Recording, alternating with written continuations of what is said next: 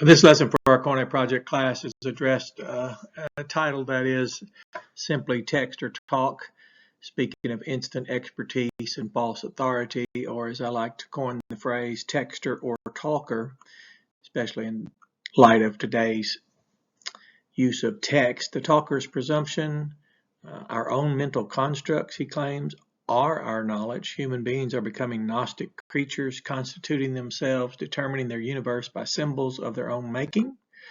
As with ancient Gnostics, the traditional codes no longer determine our meaning. The traditional canon no longer has authority. A vast revisionary will is at work in our culture. And this was an excerpt from the Postmodern Turn, 1997. Keywords, instant and false. Instant experts and false authorities are such remarkable people. They get so great a return of conclusion from the most trifling input of fact. Now that was attributed to Mark Twain, but it's been questioned, and I'm not certain if this is actually his remark, and I'll have to do some more research. However, let's be totally fair in our attribution efforts. False authority sounds very similar to false prophet. A false prophet was also one who was dishonest, unreliable, and invalid in much of what he said. In fact, consider these terms in their biblical reference. False prophets in Matthew, false teachers, 2 Peter, false apostles, 2 Corinthians, and the term false authority probably thus predates most of us. That is the idea of someone who postures themselves as an authority, and yet what they say is false.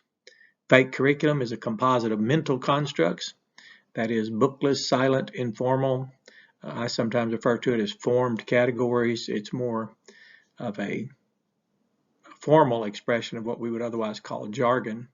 It's seemingly clandestine. Silently and gradually, this invidious, bookless curriculum assaults uncaring or undisciplined minds with a relentless onslaught of pseudo-knowledge. And we all have noticed when we are confronted and bombarded by those who support fallible constructs, they're even unaware of the formed categories they're using, and the fact, as we've learned in Calvinism, for example, they have a term depravity, but they have no lexical definition of it.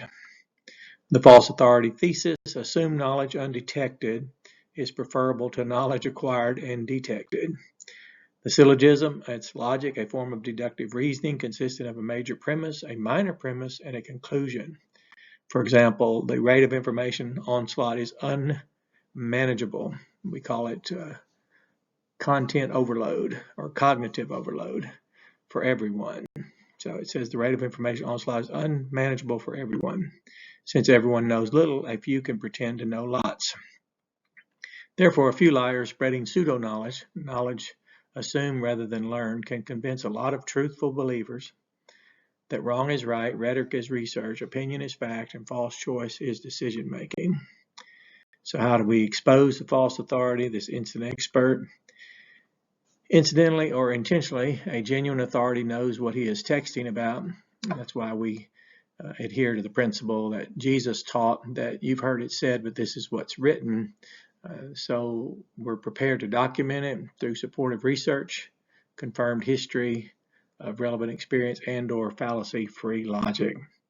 A generalized fake, the false authority is a generalized fake. The talker does not know what he is talking about and thus relies on fallacious arguments to make an untrue point. Context-specific fake, the instant expert is a context-specific fake. This talker also is unable to document what he's talking about. He can't go to the chapter, the text, or the verse, and he can't go to the lexicon and show us any definition that's been established, and thus also relies on deceitful, fallacious reasoning to persuade others to accept illogical, untrue arguments.